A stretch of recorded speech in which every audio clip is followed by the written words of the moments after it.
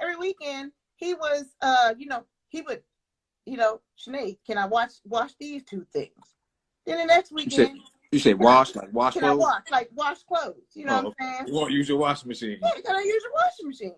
All right. So then the next weekend, he got a load. He's bringing a load over. Next weekend, he want to throw 3 hoodies in there. Next weekend, he want to throw some sheets in there. I'm like, hold up, bro.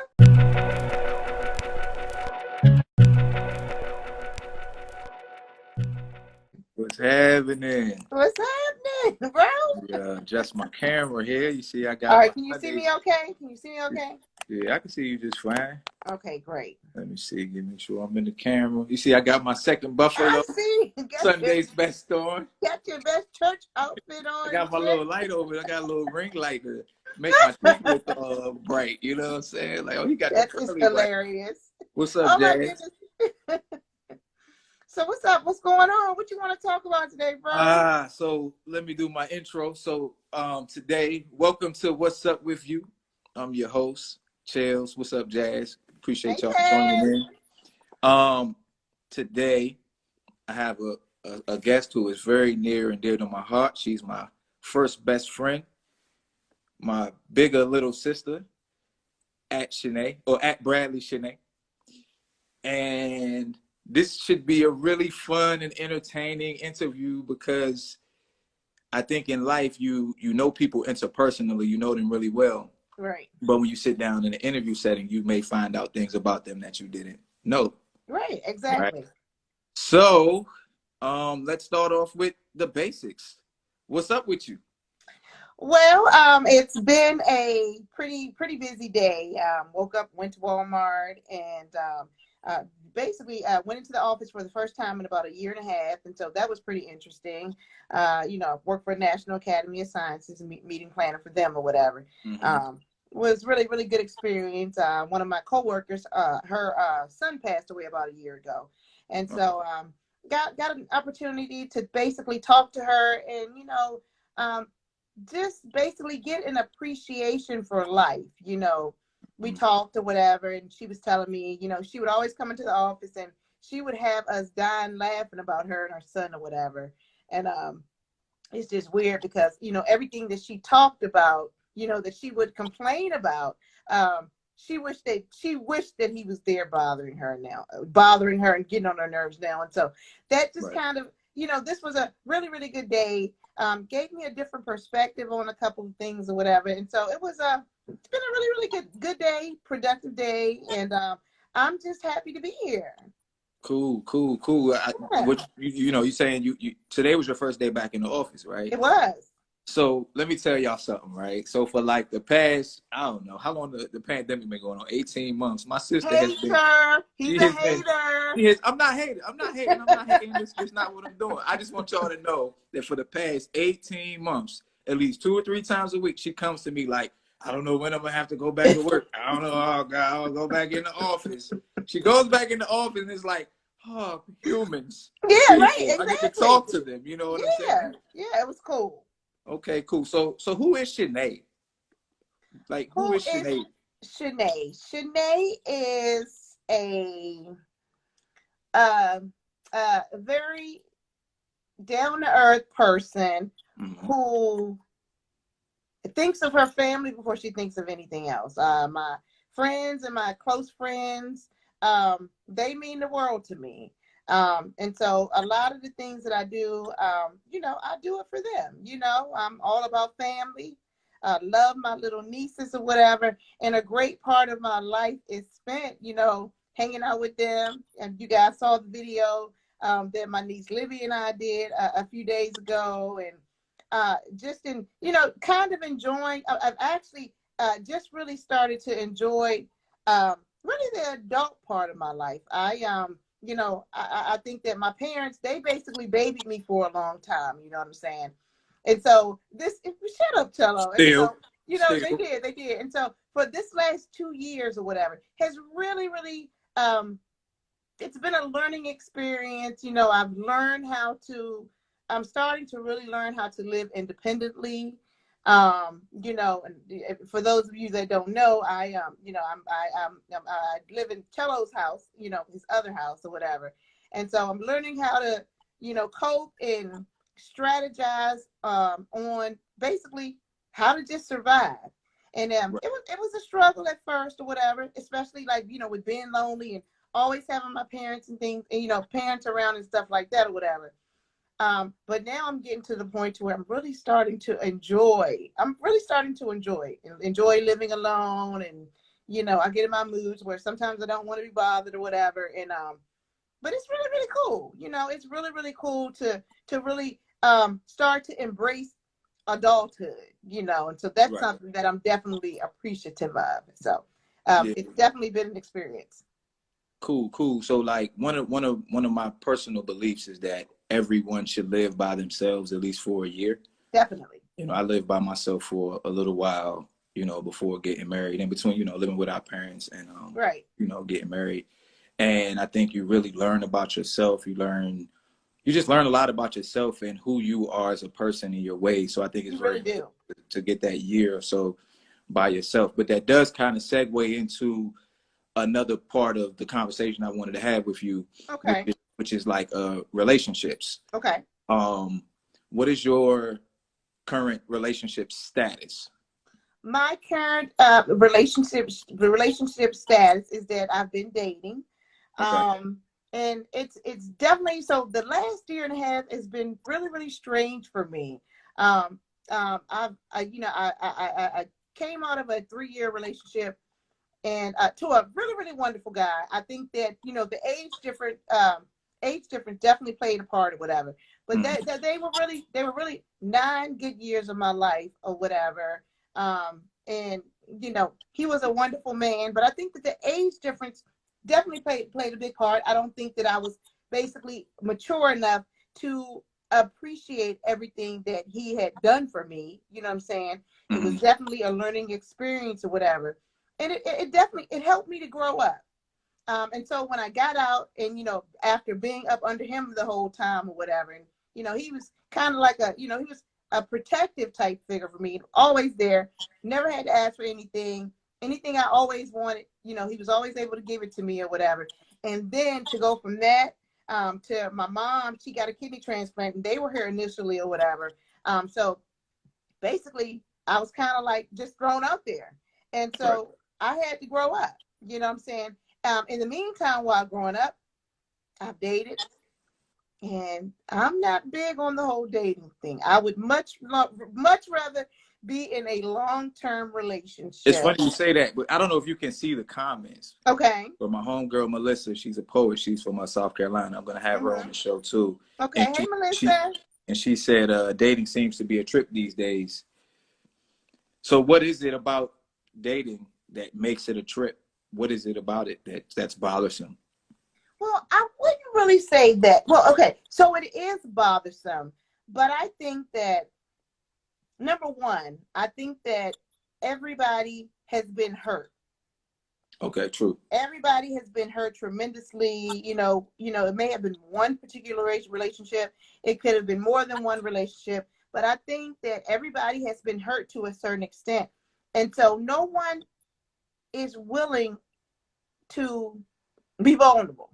No one is willing to put themselves out there and say, okay, for this person, I'm willing to, just let it be what it is. And, you know what I'm saying? If I get hurt, I get hurt or whatever. Right. You know what I'm saying? And so I think that most people are afraid. I think that most people are afraid of being alone. And so they make it a point they always have 1, 2, 3, 4, 5 different people that they're talking to. Jesus. And that's they got a whole basketball team. That's just it. You have a basketball team so that, if, you got one person that you really like, if they're not available, on a Friday, hey, you call somebody else. And, I think that a lot of times we women, we like to say, oh, the man, men are dogs and men do this and men do that. Y'all know women do the same damn thing. So don't even try that. You know what I'm saying? And half the time, the reason that we are suspicious of what y'all are doing is because of what we're doing. So, I mean, I said it. It is what it is. No one is willing to just give their all to just that one person and take that chance. You know what I'm saying? And that's definitely been something that's been hard for me. You know what I'm saying? After I got out of my relationship or whatever, there was one guy, and this was within the last year or whatever. It was a younger guy, and I'm willing to go all in. I'll put it out there. I don't think I was possibly in love with this dude. You know what I'm saying? But I don't think he was feeling me as much as I was him. You know what I'm saying? Yeah. And so when it didn't work out, I was really, really hurt.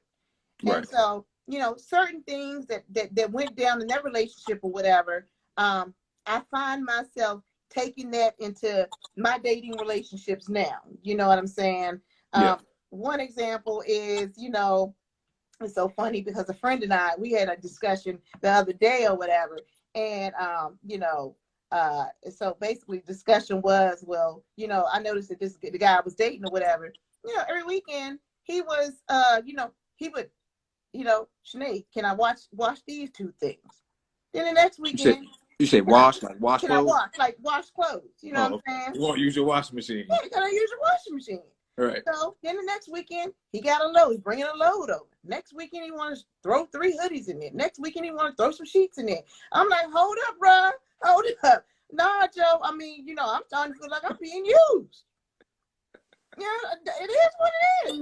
And so, you know what I'm saying? And so, and so kind of like, the new guy I'm seeing or whatever, he was like, I'm gonna bring something, you mind if I bring some over there? I'm like, what the hell you mean? You better bring some tripods or something when you come or whatever. And if you're coming next weekend, you better be ready to put some on that water bill. Right. You know what I'm saying? So it's just small things like that I think that we unfairly, we take into our relationships or whatever. We take into these new relationships, and it's just not fair. But it is what it is. It's a part of life. You know what I'm saying? And so that's kind of a thing with dating or whatever that, those are aspects of dating that it's just like, it's hard. It's really, really hard to trust new people, to get to know new people, because you just don't want to be vulnerable. And, that's what it is. Right. So that makes me think. So, y'all, for those of y'all who know me, I'm married. Right. I've been married for 6 years. We've been together for 16. Forever. Yeah, we've been together for a long time. Right. But so I have this idea, thought, whatever, that I can't really do. I think it would be really cool if a first date was to couples therapy. Right? Wow. And so I think that because what it does is it sets the tone for the relationship of being open. I interviewed my marriage counselor and my therapist last week, so it's not something that I just came up with out my mind. Like, I actually have a therapist and all of that, Dr. E. Right. But I think what going to therapy does, or couples counseling does, is if you were to go early on in the relationship, it sets the tone that we are going to be open with each other. We're going to be honest about our thoughts, our emotions, our opinions. And another thing it does is it allows you to unpack some of your negative aspects about yourself in front of that person off the break. That way we already know, what it is that we're kind of dealing with off the break, because we're really good at putting a mask on, like, I'm cool, I'm sexy, and all of this and all of that. Yep, so I think that maybe that's a dating tip for the people out there. Maybe, find a therapist, whoever got the good health insurance, be like, yo, I just want to, come and sit down. Give me 1 second. I want to read something. My man, DJ Inkspin, Jessica Raquel said therapy is amazing and very necessary. And my man Inkspin said they should have to earn the right to come to your home in the first place, let alone bring laundry. So that's a tip for all you dudes out there, especially with my sister, right? Don't be bringing no laundry to my sister's house. You gotta get vetted first, right? We gotta vet you before you bring your hoodies. Right, exactly. It's not a game. You don't just be dragging your laundry. Take that shit on down to the laundry mat somewhere, you know what I'm saying? Right. So that kind of leads into my next set of questioning for you. Okay. And it's kind of a 2-part. I know, I know that you get your expectations for marriage and relationships from our parents. Exactly. And our grandparents. And, you know, I think you get yours from me to a certain degree because you know, I'm very much like my father when it comes to taking care of home and things of that nature. So that makes me want to talk about your relationship with our grandparents. Okay. Our grandmother, God bless her soul, she passed away. Her name's Grandma Elnora Bradley, in peace. And we called our grandfather Can. So if you hear us say Can, right, yes, we're talking about our grandfather. This is my father's parents. And I know that they were very near and dear to your heart. I know that you had a very special relationship with them. You were the first grandchild. Indeed, I did. So what I really just want to hear you talk about your relationship with them, what they meant to you, and how their passing has affected you moving forward in life. Okay, so what can I say about that? So just like my brother said, I very, very dear. My grandparents were very, very, very dear to me. You know, I was the first granddaughter, so I think that as soon as I was 18 or 19 and able to drive, you know, shoot, I would probably go down there with them at least maybe once a month. You know what I'm saying? Down in it's a small place called Nathalie, Virginia, or whatever, and you know, I always kind of looked up to my grandparents. You know what I'm saying? I really looked up to them.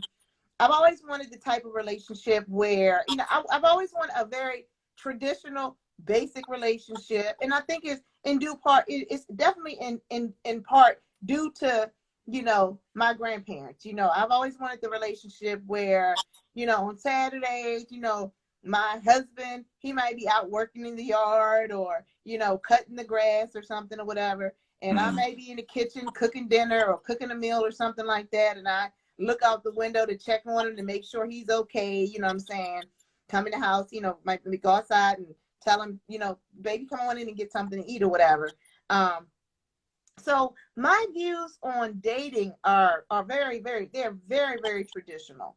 I'm not one of these modern women, you know, who think that I definitely believe in gender roles.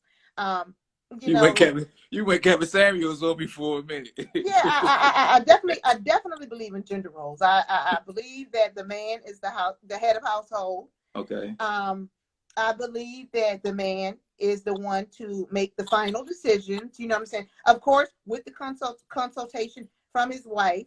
You know what I'm saying?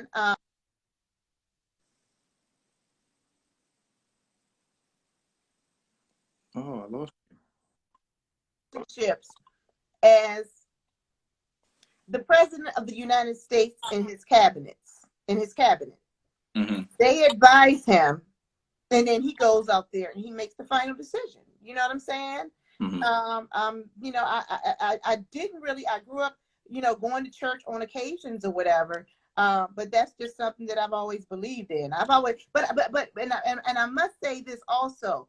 I believe in gender roles, but I believe that a man has to earn that respect in order to be able to make those final decisions. You know what I'm saying? And how does a man earn that respect? What does a man do to earn the respect to be able to lead? He shows that he shows that he's going to provide, you know, shows that he's going to provide.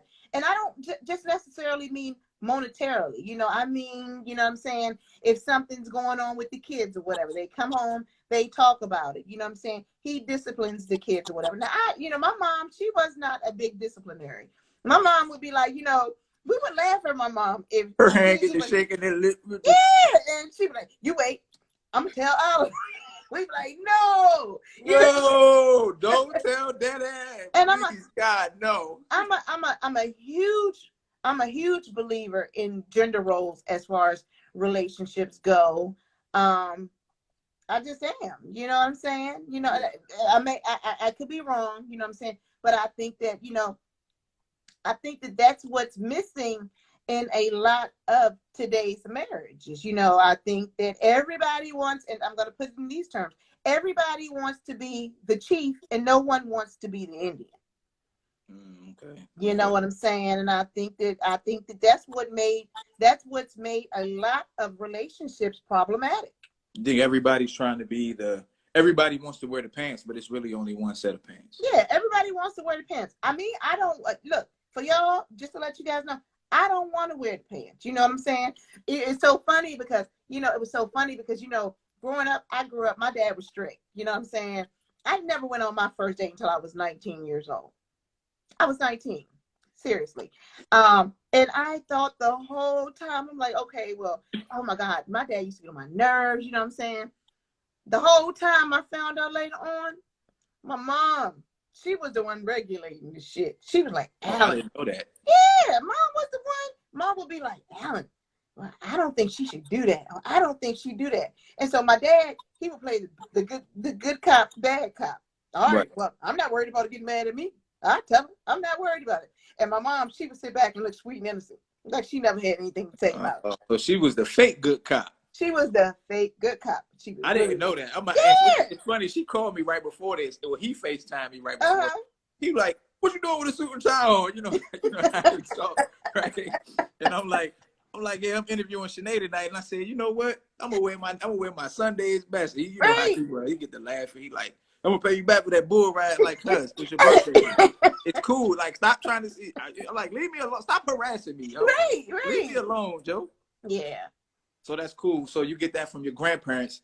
So that kind of moves me into my next question for you, right? Okay. I think this would be fun for you. Okay, gotcha. Who is your celebrity crush? I'll be sure. It's still I'll be sure. Young. I've been in love with Albie since I was like 6, 7. You want to get off when you roll, girl. Albie is the man.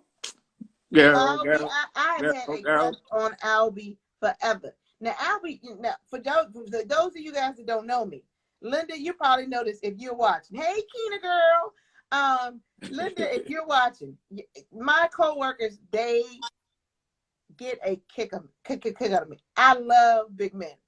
I like tall guys. I like tall, big football type dudes or whatever. Mm-hmm. Albie lost weight. I was brokenhearted, bro. You know who I thought you were gonna say? Who? I thought you were gonna say, forgive me if I get his name wrong. Jason Momoa. Oh, God. The dude from Aquaman. It seemed like you be like, you seen the new Jason Momoa? Like, cuz I don't really watch a lot of movies. You know what I'm saying? 2 kids who control the TV. I got another one that that doesn't live with me, but it's like I don't really get a chance to sit down and watch TV. Wally Kazan was popping. I love Jason, but I didn't grow up with Jason. I grew up with Albie. Killing Me Softly. Oh my goodness. If I could have Albie today, I would marry him. I'll be sure if you happen to see this video later on. I know you're not watching it right now. She loves you. I love Albie. Albie lost a little weight, and I understand it was because of his health, but that's all right. I can work with that.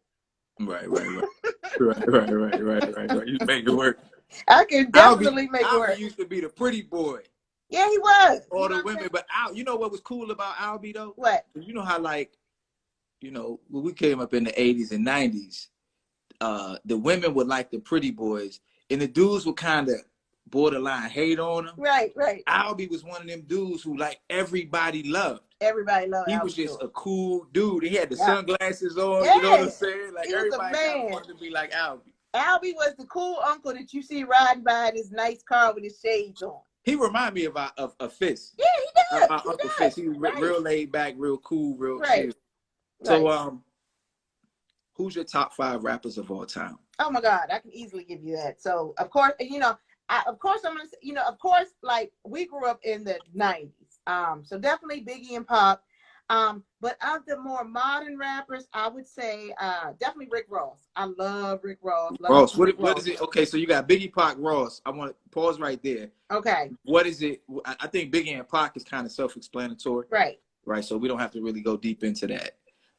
What is it about Rick Ross that puts him in your top 5? Cadence. Cadence. The way his delivery. Ross. I mean, Ross make you feel like you can. I'm gonna push it to the limit, nigga. You know what I'm saying? Yeah, Ross have you changing lanes and shit. On the highway. I love Rick Ross. Well, Rick Ross is definitely one of my favorites. I love Lil' Kim.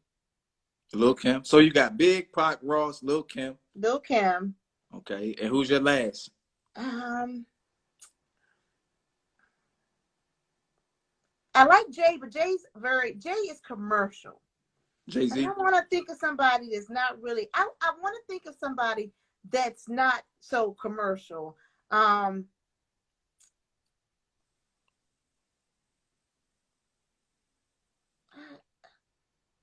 like Wayne. I like Wayne. I You like like Wayne. Wayne? I like Wayne. Wayne is very, very talented. Right. Extremely talented. I like Wayne You know a lot. Like Wayne is one of those rappers or artists that you will just be listening to him, and you listen to, like, you can hear the song 50 million times, and then one day you're not really paying attention. You're like, Wayne said, like, yo, that's crazy. Yeah, but I'm gonna tell you another rapper who I just recently, it's so sad, and I really hate this. Two of the newer rappers that I really liked, and I've been listening to them and I think that they really would have been stars, even like during the, the Biggie and Pop era too. Really like Nipsey Hussle. Okay. Nipsey is good. Nipsey was a really, really smart guy. We're doing really honorable mentions. Yeah. Like Nipsey Hussle. And I love Pop Smoke's voice. He's like new 50, right? I didn't even get a chance. By the time I heard about it, he had passed away. But then I kind of listened to some of his stuff, and I was like, oh, like he was gonna be legit. Yeah, you know he what I'm was saying? Definitely gonna be legit. And J. Cole is another one. I really like him too. Cold World. Cole coming to DC soon. Oh, really? You saw him before, right? Yeah. So we saw Cole at Royal Farms Arena a couple years ago. He was doing the For Your Eyes Only. Okay. And that was actually my first concert that I had ever been to. And let me tell you something about Cole live. J. Cole live is one of the most impressive natural performances that you will see. Cole stood on that stage the whole time and did every single song from the album, plus his hits. Every song from the album? Every song from the For Your Eyes Only album. Okay. By himself, right? The only person he had on stage with him, he had a female on stage with him on one of the songs that's on For Your Eyes Only. The rest of the time, Cole rapped every single lyric. And I was just like, wow. Right. I remember you telling me that. Cole is the truth, man. Live, he's the truth. Oh, and I can't forget, and I love him. I mean, sometimes I'll be sitting around here, Beanie Siegel. Oh, yeah. Beans. Siegel get it from the gutter. Beans is the man. Beans ain't got no cut cards. Yeah. Beans. I think Beans, right? I thought that Beans was going to be larger than life in terms of his reach. But I think that Beans was just who he was. Yeah, Beans was just who he was. Beans is like, look, I don't think Beans had that celebrity mentality in order. Beans was real. Beans, I think the Beans that you got, I think a lot of artists that you get on record aren't who they really are. And I think Beans is who he really is on the record. And I think that was his gift and his curse. Right. Yeah, cool. Let's talk what about else you got me? What else you got for me? So we had our little pre-talk, got certain things we wanted to touch on. Okay. We can either go religion or we can go police. I'll leave it up to you. Let's go religion. Okay. Let's go religion. Tell me about your beliefs. Tell me about, are you religious? Are you spiritual? Are you atheist? What are your beliefs? Well, I'm definitely not an atheist. I grew up Southern Baptist. We didn't go to church every Sunday, but there were plenty of Sundays where we did go to church because we were visiting my grandparents down in Virginia, and that was just something that was something you did on Sundays. You know what I'm saying? Right. You went to church, you came home, you ate. Your uncles, they went out in the backyard because there was a basketball court in my parents' backyard, and they played basketball. The women stayed in the house and talked and washed dishes, and that's basically how it was. I would definitely consider myself a Christian or whatever. Definitely consider myself a Christian. However, and I know I'm going to get some slack for this. I don't believe what the Bible says word for word. I think that a lot of those, I think that the Bible is a guide to how you're supposed to live. I think that it's composed of a number of different, I wouldn't really say stories, because I do believe that a lot of the things that are in the Bible are word for word or whatever. But I think that the Bible is a guide as to, and it has the stories of how we're supposed to treat each other as human beings. Mm-hmm. You know what I'm saying? Okay, that being said, how well do you think we are meeting those expectations in today's society? Terribly. Terribly. I think that, you know, and this is another thing, and you know, I'm probably gonna get flack, you know, for saying this, because I'm you know, I'm definitely one that believes, you know, we love who we love, and you know, all of that or whatever. Love is always a good thing or whatever. I'm kind of on the, you know, it may be because of the way I grew up, or, you know, just my beliefs or whatever. I have a hard time with the whole, you know, you know, I was born a man with the anatomy that I'm born with. Later on in life, I can choose to identify as a woman, and vice versa. You know, that's something that I really, really have a hard time with. You know what I'm saying? And so, you know, I'm still on the fence with that, but that's just something that I just don't believe. You know, I think that you are born as you are. You know, as you grow up, you know, you can decide who you love, you know, and everything like that. But yeah, that's something that I feel pretty strongly about. So it sounds like you're saying you don't necessarily believe that gender is something that can just be chosen. You think it's I don't. I do assigned by God or higher power. No, I don't.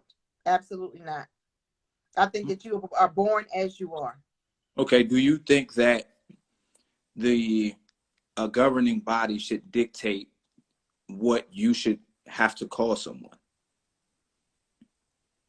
You understand the question? So your question to me is, if do I think the government should dictate? Well, I don't particularly think that the government should dictate it, but I think if you were born with a penis, you're a guy, and if you're born with a vagina, you're a woman. Okay, yeah, I got that. I understand what you're saying there, okay. But my question is really based on legislation, right? Okay. So if you had someone who was born with male genitalia, okay, who now identifies as a woman, right, and someone calls we'll say that person likes to be called she or her, okay, and say their supervisor or someone on the street, I guess, calls them he or him. I don't think there should be any repercussions for that. Should that person be, I don't know, charged, or no? Should they be able to be sued? I don't believe so. Okay, so that's and you have that. You're saying that belief comes from your religious belief, your religious background. I wouldn't even say that it was a religious belief. I would just say that it was, I don't know, maybe because you know, that's just always what I was taught. Whether it be in school, whether it be in religion, or what, you know, yeah. Okay, well, cool. We all have our opinions. That's what this show is about. It's about me getting the opportunity to talk to people that I know and don't know, and see what their opinions are on different things. So give me another one. Should the police be defunded? I don't think so. And I must say this to you. I gotta say this to you guys. I'm not saying this just because my brother is a police officer. You know what I'm saying? I definitely think that I think that there are some major. You reading the comments? Yeah, I'm reading. Superman. So someone said, call that person what they want. But if that's the case, then lock up the Klan. And I think that's a reference to kind of like free speech. It's saying, like, if the Klan can call black people or people they dislike all type of racial epithets and things of that nature. Oh, he's saying no. Then okay, well, maybe he can explain it better, because he's saying no in the comments. He or she is saying no. Hey, boo. Superman, Jesus, Tom Cruise. Oh, you know who that is? I do. Oh, Actually, it's one of my favorite people on here. Oh, does he could get in on the conversation. He's more than welcome to get in on the conversation because I don't, I'm just trying to figure out what it is because I'm reading text and, text is different or whatever. Yeah, so yeah. If he wants to join in, if you want to join, just if you can send a request to join or you want to speak your piece, you're more than welcome. We would love to have you on. Well, we'd love to have you on for a couple minutes. What did he say? No. Oh, he said, no, I'm sorry. Okay, he said no to defunding. Okay, I got it. I apologize. He's saying no to defunding. So we can move. So we can move on. You were saying that the police should not be defunded. Carry on. I don't think so. I think that, oh my goodness, we would definitely. Now, I definitely think there are some crooked cops out here. Don't ever get that twisted. You know what I'm saying? I think that a lot of the cops have terrorized, Black people in particular for ages. I look back at, the civil rights movement. You know what I'm saying? When you see a lot of those people or whatever, Black people, they're, being sprayed with those water hoses and things like that. But I couldn't imagine defunding the police and then like the turmoil that we would be in. You know what I'm saying? Oh, hey. Welcome to the show. This is Superman Jesus Tom Cruise. Did I say that right? Yes, you did, sir. Hey. Okay, cool. So, first of all, let me apologize. I think where we're at in terms of the stream and the comments are a bit off. But you were saying no to defunding the police. So, and you also chimed in on the pronouns and the Klan thing too. So, the floor is yours. You got a couple of minutes. Let us know what your thoughts and your opinions, and go. Well, thank you for letting me join. First of all, if he or she identifies with what they identify with, then that's their prerogative. What I have a problem with, and I think I don't have any children, by the way, but I think fathers and mothers as well have a problem with it. If you have a male that identifies as a female and they don't have a sex change and they still have a genitalia and they go into a female bathroom, I have a problem with that. Because you still have a male part. Now, if you didn't have a male part, okay, then cool. And as far as defunding the police, I have a mother, I have sisters, for whoever do whatever they do, that's on them, but you need law and order. And police need everything they need to equip themselves to deal with whatever they need to deal with, period. Right. Okay, cool. So there you go. Shenae, did you have anything else on defunding the police before I give my opinion? I think I gave my opinion pretty well. Okay, so anybody who knows me personally, I'm a cop. I've been a cop for 13 going on 14 years. I think defunding the police is a bad idea. I think it has major consequences and repercussions, specifically on low-income communities, because that's where a lot of the violent crime happens. I understand that the relationship between the police and the community, specifically the Black community, historically hasn't been great, but I think that it has improved substantially if you look at it over the course of the 50s, 60s, 70s, 80s, and moving forward. And I think that when you defund, one of the things that defunding the police does, or even using defund the police as a political weapon to gain power, what it does is it demoralizes police officers. Whether you end up defunding the police officers or not, what happens is police officers get demoralized because they're humans like everyone else. So if you were to put yourself in a position to where a whole group of people were advocating for your job to be defunded, you would be like, skirt, hold up, pump the brakes. Right. Hold fast.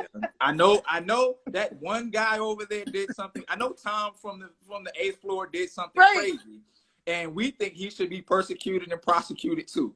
However, you cannot expect me to come in here and do my job the way it's supposed to be done and needed to be done when you have just demonized me and the other 99% of us who do the right thing day in and day out. But when you do the right thing as an officer, it's rarely the news. Negativity sells, not positivity. Right.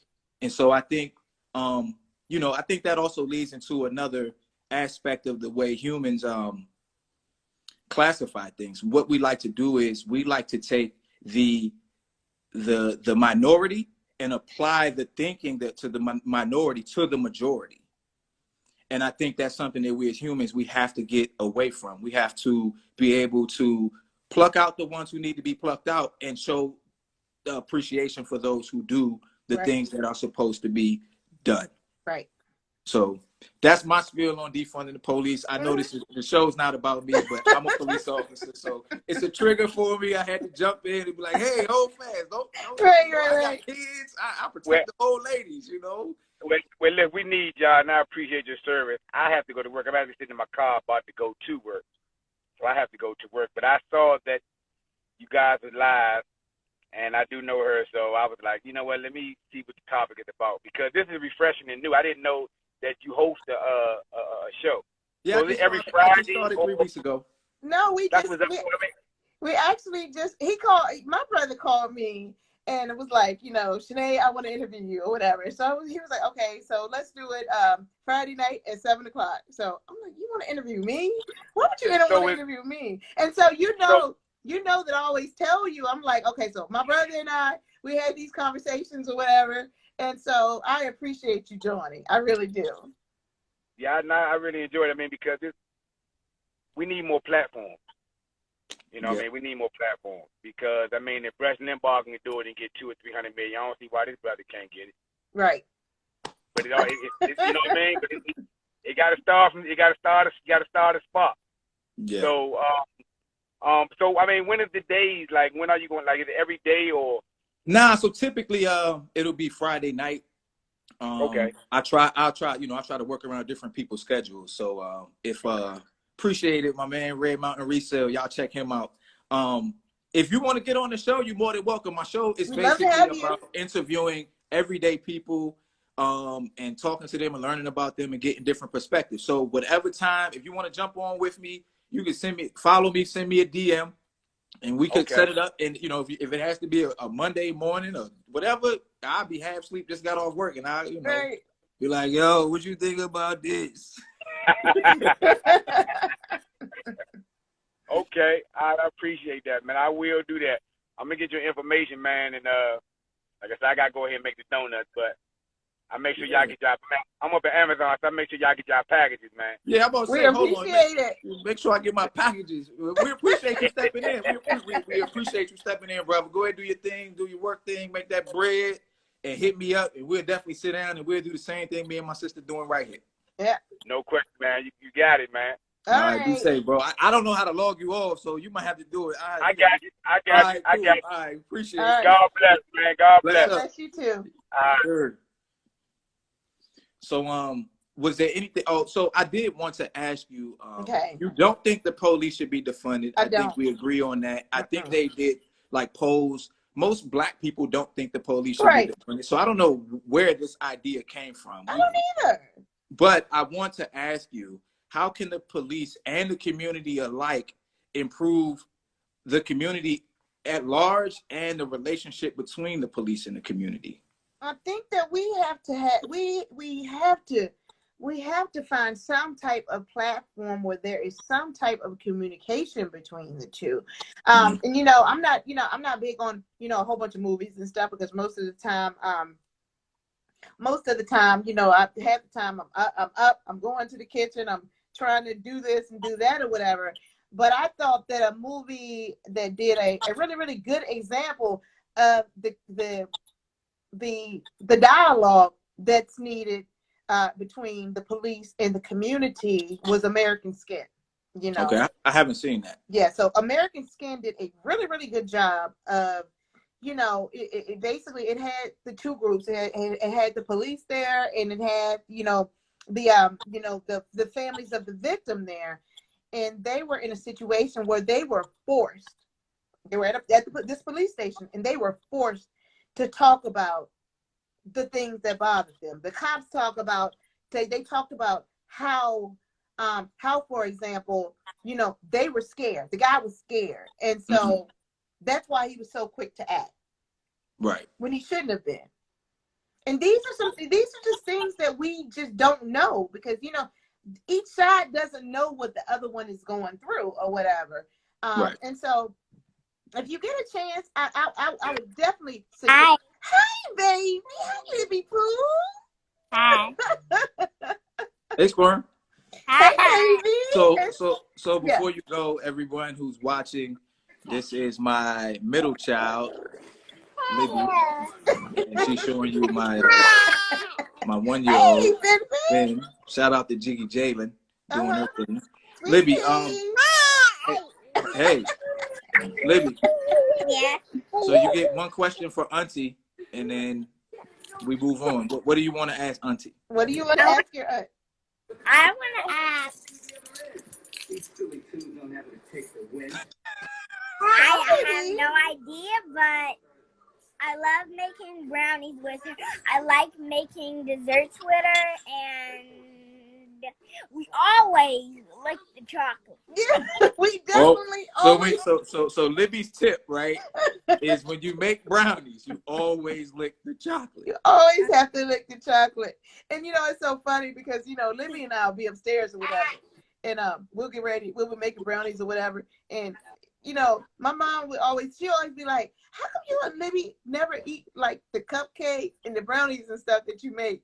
And it's because Libby and I have ate so much chocolate and so much batter before we even before the food is done. But yeah, we love cooking together. That's my baby right there. I'll be down there this weekend, girl. I'm sure you will. We appreciate you stopping in, Libby.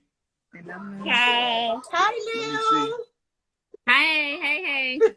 You getting on camera, Lil? No. Come on, Lil. Hey, how are you? Okay. So I got to get to my last question. Bye, baby. Bye. Mwah.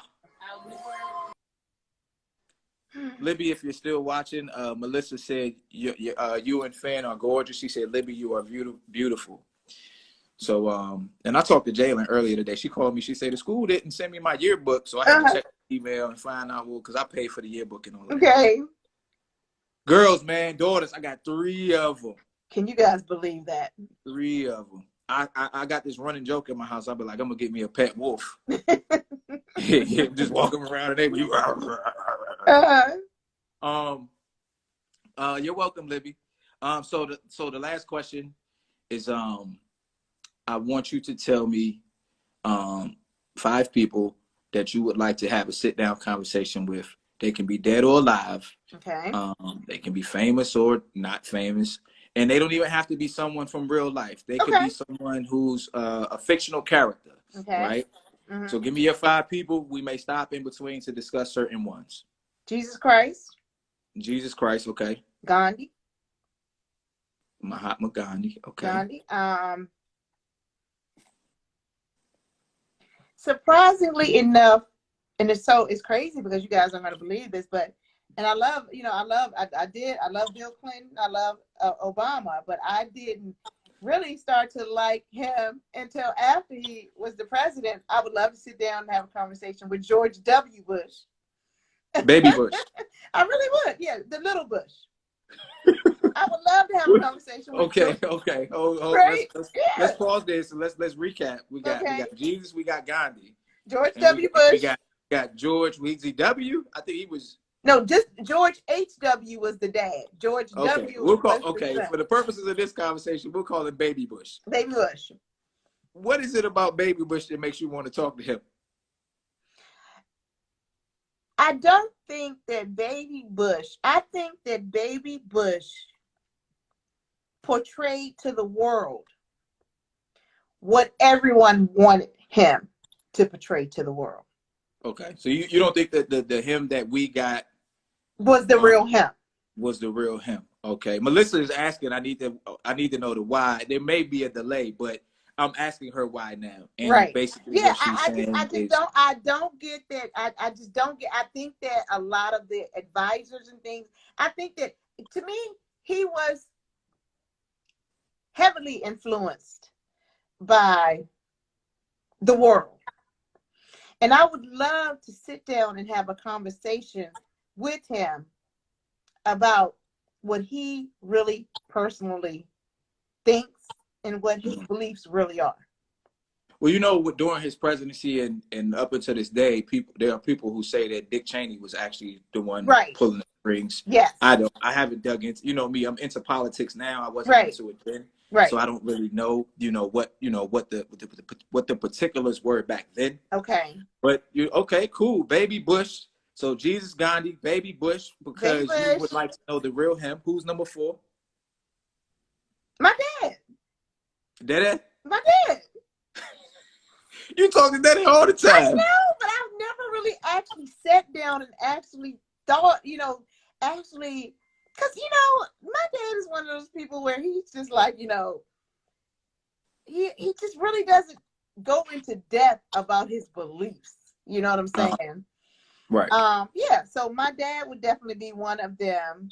Okay, let's stop there because this is for me. You know, I want to know because I told him when he called me at 6:50. Okay.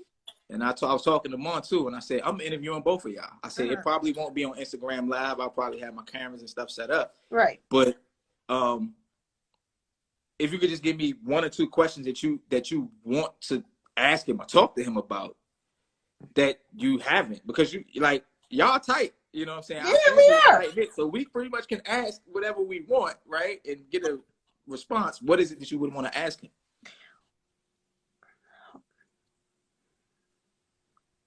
What can I date till I was 19?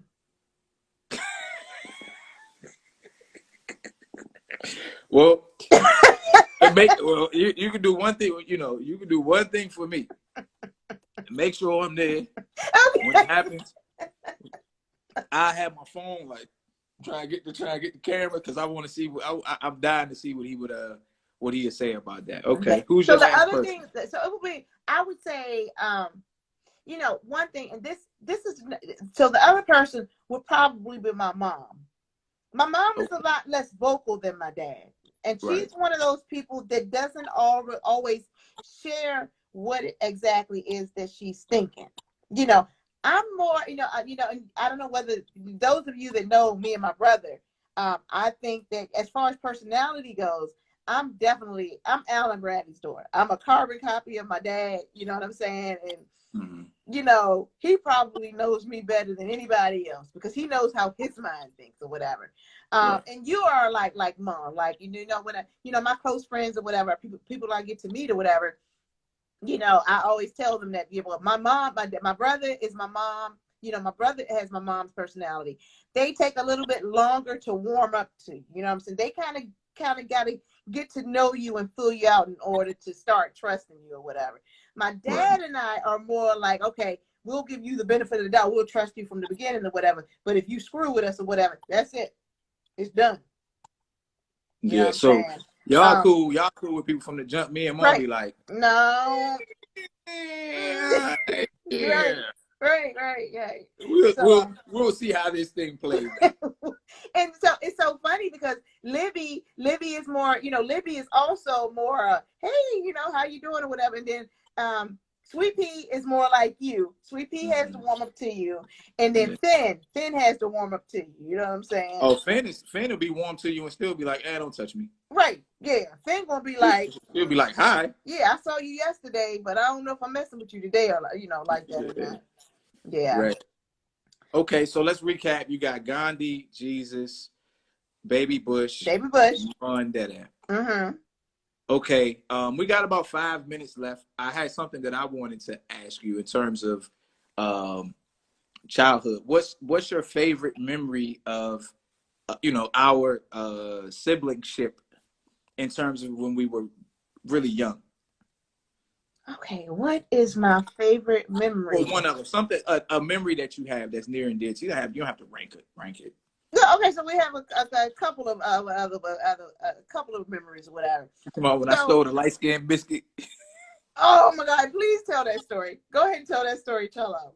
I got 2 stories I want to tell. Then we're gonna get out of here. You know what I'm saying? My father had went to Popeyes. I don't eat Popeyes now. I went to Popeyes last night and was mad because they didn't have what I wanted. And I don't remember. I think maybe me and Shenae were both upstairs. I knew that my father came in before she did, so I crept downstairs. And you know how Popeyes, like, on a good day, all of them are light-skinned biscuits, right? But on a bad day, like, one of them's a light skinned biscuit, you know. Well, I crept down there, got that light skinned biscuit.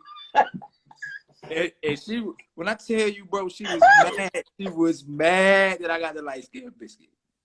And my father was like, he was laughing. He was like, look at those shot dog. He come around the corner to get the light skinned biscuit and then go on back upstairs.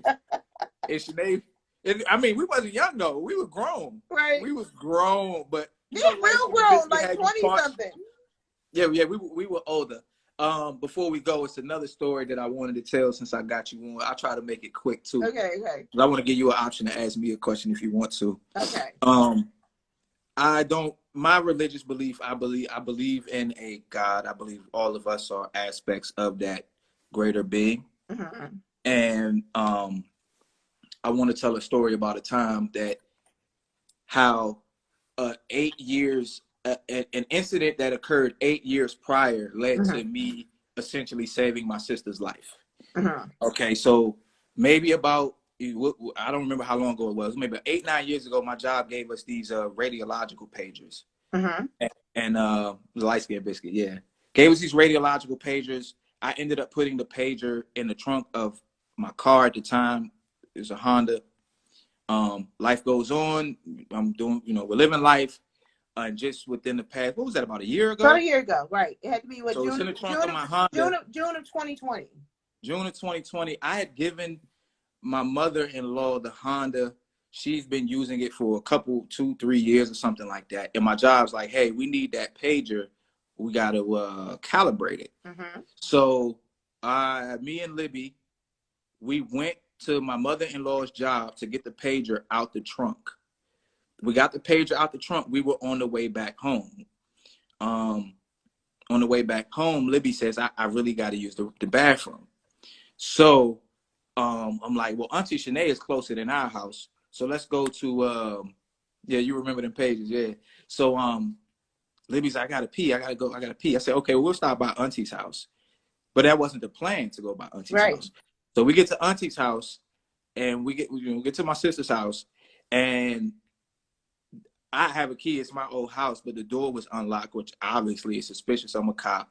I'm like, something's not right. Mm-hmm. I go in the house and my sister is on the floor having a seizure. She's home alone. She's been home alone probably for a week or 3 or 4 days at that point. And, I ran back to the bedroom. I got her pillow. She's seizing. I don't really know what to do, even though I'm a first responder. Right. I call, I'm like, okay, well, I got to call the medics. I called the medics. She was having a seizure. The medics ended up coming. She's here on the live with me. She's fine. I tell that story because had my job not given me the pager 8-9 years ago, uh-huh.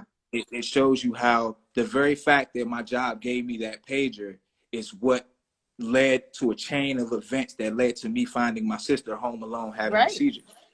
And so whether or not those pagers are ever used for the purposes that they were, the higher purpose for those pagers for me was for that pager to save my sister's life. And it did. So, it did. And so I think it's important that we trust the greater being, the universe, God, whatever name you put on it. Certain things happen in the moment that are leading to other things in the future, and sometimes we have to trust that.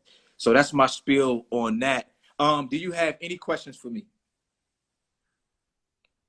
Are you grilling out this weekend? I don't know. I do have to work. I'm sure Crystal and Crystal, Shane you making seafood salad? And Lil will. Actually, they're having dinner at Mama's house on Sunday, so you're more than welcome to come through. We'll have to. I'll get all the dates and time for you. I appreciate you sitting down with me. This has been great. We talk all the time. We do. Not so much in the interview setting. Me and my sister are very close. Lil said seafood Alfredo, so I'm sure. Right. Sounds like a plan to me. Crab egg rolls. We're not gonna read the whole menu. Oh my goodness. Because then everybody's gonna want to come. Yeah, everybody's gonna want to come. And Melissa's still on here, and I know she probably. Hey, wait a minute, you guys are cooking all this food. But I wanted to tell you that I appreciate you. You are the best big sister that I could have ever asked the creator for. I'm sure at the beginning you liked me more than I like you. I always liked you from the now moment you were born. I mean, now I you think had we like each other. You had the softest hair. I mean, I still do. Like, yeah, the hair that you have left. So, like, I used to rub your hair and you know, so be so weird because my dad, you know, we grew up on Andrews Air Force Base or whatever, and my brother used to hate for me to try to kiss him or whatever. And at lunchtime, my dad would come home every day, and my brother would be crying because he would be like, "Oh my goodness, Shenae tried to kiss me again today." And so my dad would be like, "If you don't leave that boy alone, you gonna get it or whatever." And so that's always been my dog, always been my bestie, always been my best friend. Yeah, I was a sensitive kid. I'm still sensitive. I've gotten really good at mastering my emotions and my sensitivities and stuff like that. I wanted to tell you that I love you. I love you too. I appreciate you. And yo, hit me up. You know what I'm saying? Like I said, you know, hit me up. We'll make sure we catch up on Sunday or Saturday or whatever. We still got people joining. I don't want Instagram to kick me off before the hour's up or when my hour's up. You know, so because I'm gonna put this on YouTube. They kicked me and Crystal off after about an hour. So what Dr. E and I did was we went on his live. If you want to continue the conversation, I'll close it out. And then I'll jump back on another live. And if you want to keep going, we could just keep going. But the this has been great. I put this dress on specifically for y'all or whatever. I'm about to go put my little raggedy nightgown on or whatever and get comfortable. And I will talk to you offline. Probably tomorrow. Cool. Sometime. You got to work tonight? No, I'm off tonight. So as soon as we get off here, I'm gonna call you. We're gonna laugh. We're gonna joke it up. Like I said, I think we don't tell each other enough as family. I'll tell you again. I love you. Everybody who tuned in, I appreciate y'all. We're gonna do this as much as possible. If you want to be interviewed and talk about your life and your perspectives, hit my DM, share this video, all of that good stuff. We appreciate y'all. We out. And one Superman, once again, Superman, thank you so much for joining us. Right. We appreciate it. Peace out.